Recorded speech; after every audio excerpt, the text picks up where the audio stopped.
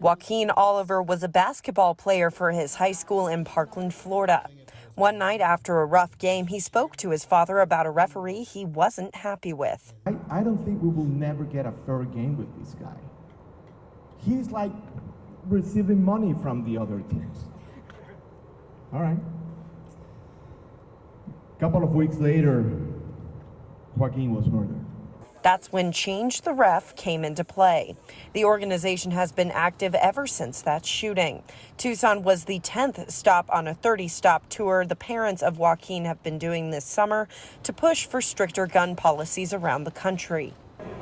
I'm honored that they're here, and I'm glad that they're here with their message. It's also very sad that, of course, Tucson has to be a stop along the way. The event, which featured survivors of mass shootings and parents of victims, was held at the January 8th Memorial in El Presidio Park to remember the 2011 mass shooting here in Tucson. But in Arizona, in Tucson, we've learned gun violence is not just in schools, it's not just in movie theaters. It can happen anywhere. It can happen somewhere like a congressional event where you'd think everybody would be safer than everywhere else. But no, you're not safe from guns. You're not safe from guns anywhere you go.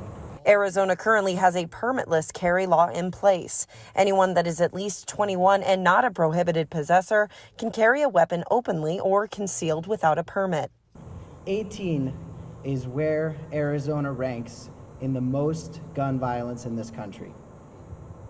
18th is not a good place.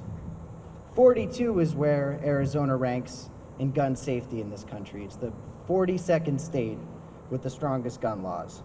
That is also not a good number. Conover says she is all for more gun control, but the control lies at the state level.